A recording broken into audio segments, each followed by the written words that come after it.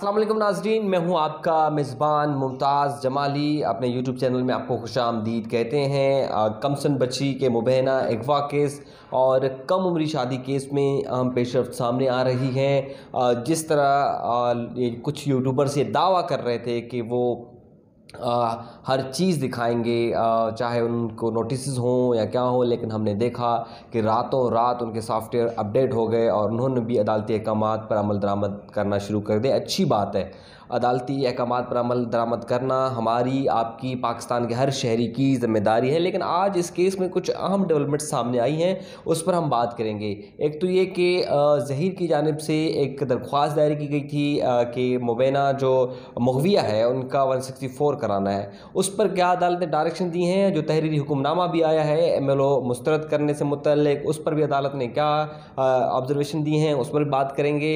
आज एक मज़ीद दरख्वास्त भी दायर होने जा रही है, लेकिन अभी तक कंफर्म नहीं है।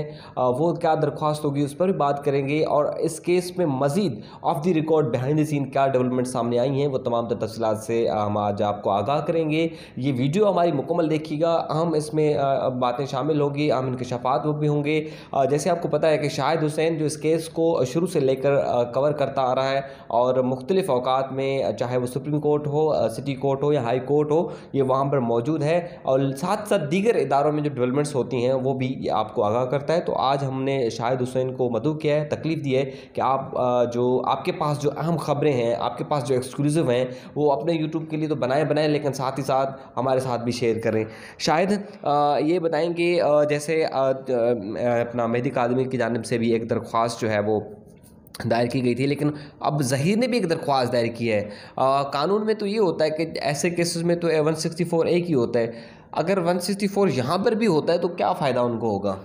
देखिए मुमताज़, आपका बहुत शुक्रिया। मामला ये है कि हमारी इस मामले में जो मुख्तलिफ़ कानूनी माहिरीन हैं उनसे बात हुई, जिब्रान नासिर साहब से भी बात हुई। मामला ये है कि ये जो बज़ाहिर नज़र आ रहा है, आपको पता है कि मुल्ज़िम की तरफ से मुसलसल चालबाजियाँ, मुसलसल चाल चाल चाल के अलावा कोई काम नहीं है, मतलब हर तरह से गेम करना। और आपको पता है जब इस तरह के हाई प्रोफाइल केसेस होते हैं तो हमेशा वो कहते हैं कि एक तरफ से तो सांप की जंग होती है, दूसरा ये है कि चालबाजियाँ, जो चालबाजियाँ ज़्यादा खेल सकता है तो वो शायद कामयाब हो। लेकिन सबसे ज़्यादा जो अहम तरीन या एक बड़ा जो फ़ायदा होता है, जो वो कामयाब होता है जिसको जो इस तरह की चालबाजियों को जो वो काउंटर करे और अपने उस चालबाजी को दिफा में इस्तेमाल करे। यानी कि आपने देखा होगा जिब्रान नासिर साहब की तरफ से कि अगर मुल्ज़िम की तरफ से दर्जनों दरख्वास्तें दायर की गई यहाँ लाहौर में आगे पीछे, तो उसका काउंटर जो है वो मतलब उससे बढ़ के आपको नज़र आया कि अगर एक दरख्वास्त दायर की गई है तो उसमें एक तरफ़ा फ़ैसला मुल्ज़िम की तरफ से अगर लेने की कोशिश भी की गई है तो वहाँ जिब्रान नासिर साहब या उनकी एसोसिएट मौजूद होते हैं, ताकि ना सिर्फ वो बच्ची के जो हकूक़ हैं उनका तहफ़्फ़ुज़ हो सके, बल्कि उनके जो क्लाइंट हैं मेहदी कादमी साहब, उनके हकूक़ का भी तहफ़्फ़ुज़ हो सके और उनकी वो भरपूर तरह से ज़िम्मेदारी है। देखें, यूट्यूब की अगर बात करें तो ये देखें खुला ऑप्शन है, आप और मैं बैठ के बिल्कुल खुल के गुफ्तगू कर सकते हैं। लेकिन इसके अलावा जो एक हमारा जो रिवायती मीडिया है, रिवायती मीडिया पे भी मतलब आपको खुल के इस तरह की गुफ्तगू करने की आज़ादी नहीं है। अब मामला ये है कि लोगों का एतराज़ था, अगर मैं हम 164 वाली बात पे भी आ रहे हैं, लेकिन लोगों का एतराज़ था कि देखें जी, जब इनको ज़रूरत थी तो इसको बढ़ चढ़ के जो है वो सोशल मीडिया के ऊपर जो है वो बच्ची के केस को लेके आ रहे थे, और उसके बाद अब ये इनकी ज़रूरत ख़त्म हो गई तो पाबंदियाँ लगवाने की कोशिश की जा रही है या लगाई जा रही है, या इस तरह की कमरा अदालत से बाहर निकलवाया जा रहा है। देखें, जो ग्राउंड पे काम कर रहा है ना, उसको तो कोई मसला ही नहीं है। बिल्कुल, यानी कि जब हम कोर्ट में खड़े हुए ना, तो अब ज़रूरी नहीं कि मैं आंखों से देखूं, कानों से देखूं, जो मैं फ़ील कर रहा हूं, जो महसूस कर रहा हूं, और उसके बाद फिर हमारे पास वो रिटर्न ऑर्डर सामने चीज़ें आ रही हैं तो हम वो रिपोर्ट कर रहे हैं, हमें तो किसी ने नहीं रोका। यानी कि क्या ऐसी चीज़ है जो हमने रिपोर्ट ना की हो अब तक इस केस की? जो चीज़ें आई हैं, जो रिकॉर्ड पे मौजूद हैं, पब्लिक डॉक्यूमेंट हुए हैं, चाहे पुलिस की तफ्तीश थी, CDR था, या उस पर प्रोग्रेस रिपोर्ट्स थी, या जो हाई कोर्ट से लेकर ट्रायल कोर्ट तक जो केस आ रहे हैं हम रिपोर्ट कर रहे हैं। मामला ये है कि जब आप किसी की तहज़ीक करेंगे या किसी को नीचा दिखाने की कोशिश करेंगे, या फिर आप जो है वो पार्टी बनकर, फ़रीक बनकर आप जब सामने खुल के सामने आएंगे, तो फिर आपको यकीनी तौर पर फिर मुश्किलात का सामना करना पड़ेगा। मैं कहता हूँ कि देखें, लोग कहते हैं जी बच्ची से सवाल करें, मुल्ज़िम से सवाल करें, तफ्तीशी अफसर से सवाल करें, ये वो आप ख़ुद बताएं, आप ख़ुद गवाह हैं। जो शौकत शाहनी साहब का जो मामला है पूरी दुनिया में एक्सपोज किसने किया? मतलब कोर्ट रूम में तो जो कुछ होता था, लोगों को क्या पता उसकी क्या राय है। हमने सवाल किए, हमने उनसे कोई बदतमीजी नहीं की, हमारे तो अफसर हैं, हमने तो इस केस से मुतालिक जो एक हमारा एक लीगल राइट है, हम सहाफ़ी, हमारा एक पेशा है, हमारा शोबा है, हम सवाल कर सकते हैं। हमने एक एहतराम के दायरे में उनसे सवाल किए और जब उन्होंने कहा नो कमेंट्स, हम रुक गए। हमने कहा बिल्कुल, वर्दी में हमारे तो अफसर हैं, आज भी वो हमारे अफसर हैं, हम उनकी रिस्पेक्ट करते हैं। लेकिन ये कि उनका इरादा जो है, उनका इरादा क्या था इस केस को लेके, वो हमने पब्लिक के सामने रखा और उसका आपने देखा भरपूर किस्म का दिफा किया जिब्रान नासिर साहब ने, और उन्होंने जिस तरह गुफ्तगू की वो सामने आई और अदालत ने उनको हटाने का ऑर्डर दिया। उनको भी छोड़ा आईजी साहब के सामने। कौन थे जो आईजी साहब की नीयत सामने लाने वाले? कौन थे? यही साफ़ी थे। साफ़ियों ने सवालात किए और उसका उन्होंने जवाब दिया, जिसमें उन्होंने कहा था कि केस नहीं बनता। जब वो उन्होंने कहा केस नहीं बनता तो ये बात अदालत में गई, तो फिर क्या हुआ, तफ्तीशी अफसर तब्दील हुए। अच्छा, अब तफ्तीशी अफसर तब्दील होने के बाद शुरू में सबको, बहुत सारे लोगों को लग रहा था, अब सबको लग रहा था कि जिस तरह CDR और जिस तरह मुल्ज़मान एक्सपोज हुए हैं पूरे ख़ानदान के साथ, तो फिर ये केस मतलब पहले डेड था, डेड के होने के बाद कहते हैं ना कि ज़िंदा हुआ, उसके बाद फिर अब मज़ीद जो है उनके ख़िलाफ़ घेरा तंग होगा और हर तरह से इनको सज़ा, सख्त से सख्त सज़ा जो कि कानून की मुताबिक होगी वो मिलेगी अदालत के ज़रिए से। लेकिन शुरू में मुख्तलिफ़ चीज़ें बीच में सामने आई और यकीन मानिए, देखें, बहैसियत सहाफ़ी और एक ऑब्ज़र्वर के तौर पर बहुत सारी चीज़ों की जब आपको बू आने लगती है ना, तो फिर आपको होता है कि एक कहते हैं कि खुटका सा होना शुरू हो जाता है कि कोई ना कोई गड़बड़ ज़रूर है। जब हम इनकी ये सईद रेंज साहब तहकीकात जब कर रहे थे, लेकिन मैं यही कह रहा हूँ, जैसे शौकत शाहनी साहब हमारे तफ्तीशी अफसर एक अफसर हैं हमारे एक इदारे के, तो इसी तरह सईद रेंज साहब भी, इसी तरह दर्जनों पुलिस के अफसरान हैं जिनकी हम बड़े रिस्पेक्ट करते हैं। लेकिन हम इस वक्त जो बात करें उनकी ज़ात के ऊपर तनकीद नहीं करें, हम सिर्फ इन्वेस्टिगेशन का जो तरीक़ाकार है या जो कुछ हुआ है या जो कुछ हो रहा है, हम सिर्फ उस पर बात करें। तो अब उनके जो रवैया है उससे कुछ ना कुछ बू आना शुरू हो गई है। इस वजह से आप और हम कल से जो है वो शोर मचाना शुरू हो गए कि देखें कोई गड़बड़ ज़रूर हो रही है। कहने का मकसद ये है कि बच्ची का MLO ज़रूरी है और MLO का ऑर्डर कल आपके सामने आने वाला था। कल भी हमने तकरीबन इसी से मिलती जुलती हमने गुफ्तगू की थी। ऑर्डर आने वाला था, ऑर्डर कोर्ट ने 1 अगस्त का टाइम दिया था और उसके बाद प्रोग्रेस रिपोर्ट में क्या, उसमें कुछ दफ़ात जो वहाँ डिस्कस हुआ है वो हम बता रहे हैं। उसमें अगवा की दफ़ात निकाल लेते हैं। क्यों भाई, बच्ची की अगवा नहीं हुई, जब मैना डिक्लेयर हो गई, जब ये 16 साल से कम बच्चा या बच्ची जब अगवा होगी या अपनी मर्ज़ी से भी जाएगी तो वो अगवा किस उम्र में आएगा, वो उन्होंने निकाल दिया। फिर कुछ बातें उन्होंने वहाँ प्रोसिक्यूशन में, जब हम वहाँ जो खड़े होकर सुन रहे थे, तो कहते हैं जी देखें जी वो बच्ची तो अपनी मर्ज़ी से गई है। मतलब जो शौकत शाहनी साहब का जो मिजाज या रवैया था ना, या उनकी जो लाइन थी, वो उसी लाइन पर चलना शुरू हो गया। तो इससे लग रहा है कि कोई ना कोई गड़बड़ ज़रूर है। लेकिन मामला यहाँ रुका नहीं है, यहाँ मामला ख़त्म नहीं हुआ, इंशाल्लाह आगे चलेगा। और देखें, पहले 2-4 तफ्तीशी अफसर तब्दील हुए हैं। अगर ये इंसाफ ना मिला तो फैमिली के पास राइट है कि वो किसी और तफ्तीशी अफसर के पास भी मामला जा सकता है। इनकी हैसियत को भी चैलेंज किया जा सकता है कि देखें तफ्तीशी अफसर साहब जो गैर जानबदारी का मुजाहरा नहीं कर रहे, एक जानबदारी का या इस केस के रिकॉर्ड को या एक केस को नुकसान पहुँचाने की कोशिश कर रहे हैं, तो लिहाजा इनको तब्दील किया जाए और तब्दील किया जा भी सकता है सबके पास। यानी कि जिस तरह मेहदी काज़मी साहब के पास राइट्स हैं, तो इसी तरह के राइट्स मुल्ज़िम के पास भी है। वो भी कानूनी तौर पर किसी भी फोरम पर जाके किसी चीज़ को भी जो वो चैलेंज जो है वो कर सकता है। ठीक है, तो कोई इशू नहीं है। अब आते हैं हम वो वाली बात पे कि अदालत ने अब इनकी शनाख्त जो है वो रोक दी है। देखिए, एक तो हाई कोर्ट में कल फैसला हुआ था, उसमें जितने भी फ़रीक़ैन हैं, 7 मुल्ज़िम समेत 7 एक खातून यूट्यूबर हैं लाहौर की, उन समेत 7 जो लोग हैं उनको अदालत ने पाबंद किया है कि बच्ची के ऊपर जो तज़हीक अमेज़ जो गुफ्तगू करते हैं, तज़हीक अमेज़ गुफ्तगू ना की जाए।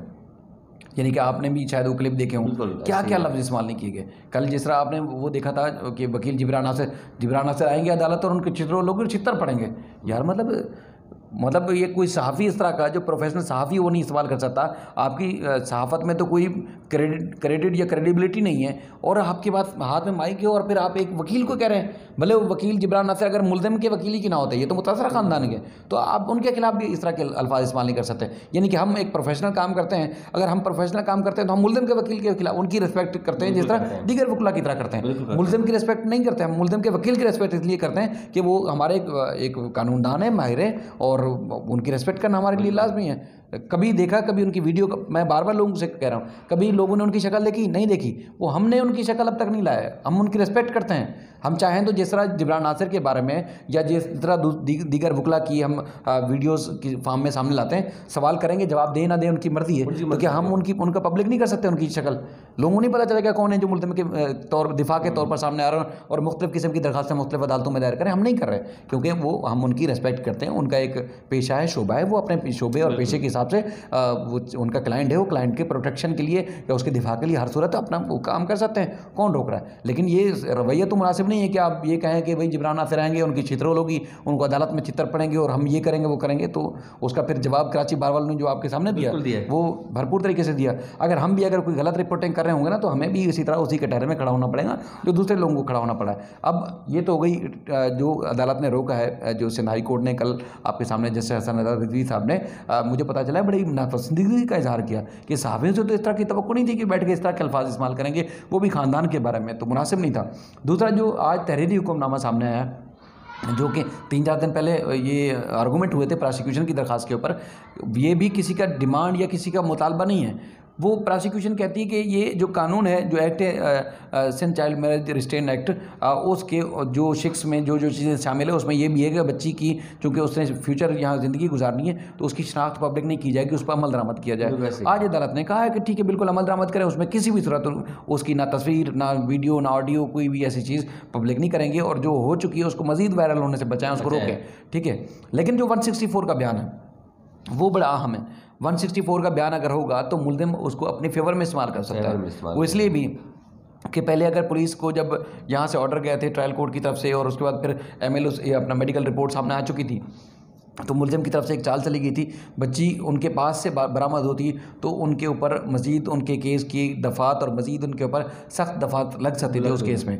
लेकिन उन्होंने क्या की, एक मनगढ़ंत टाइप की जो बाद में बोलते भी रहे कि वो दरख्वास्त दायर करवा दी कि उनके ताल्लुकात अच्छे नहीं हैं, बच्ची को दारुल अमान भिजवा दिया, यानी कि बच्ची उनके पास से बरामद नहीं हुई और दूसरी जगह से हुई, तो अब उनके ऊपर से कहा जा सकता है कि केस हल्का हो गया। लेकिन यहाँ पर भी चूँकि Sindh child marriage restraint act का निफाज तो इसमें हो गया है, लागू हो रहा है, लेकिन अगर 164 का बयान यहाँ हो जाता है, जो मुझे उम्मीद है कि नहीं होगा, लेकिन अगर हो जाता है तो वो बच्ची के बयान की तो कोई हैसियत नहीं होगी, लेकिन मुल्ज़िम उसको अपने हक़ में इस्तेमाल कर सकता है ज़मानत के तौर पर कि देखें जी बच्ची को तो मैंने अगवा नहीं किया, बच्ची अपनी मर्ज़ी से आई थी और उसके बाद अपनी मर्ज़ी से आना भी चाहती है, अगर वो उसके हक़ में बयान भी देती है तो इसलिए हमें तो जो है वो मतलब अगर बच्ची नहीं भी आ रही या नहीं भी मिल रही तो कम से कम ये तो ज़मानत तो हमारा राइट बनता है कि हमारी ज़मानत कन्फर्म की जाए, तो ये अपने हक़ में इस्तेमाल कर सकता है। यानी कि देखें एक शातिर लोग जो होते हैं ना, जो क्रिमिनल माइंडेड लोग होते हैं, वो हमेशा इस तरह की चीज़ें ऐसे करेंगे ना, हमारे तो अदालतों में वो कहते हैं कि आप बाल सफ़ेद हो गए, चीज़ें ऐसी करते हैं कि घंट चक्कर बना देते हैं। अब लोग कहते हैं ये देखें ये अदालत ने ये फैसला कर दी, मसला ये कि अदालत तो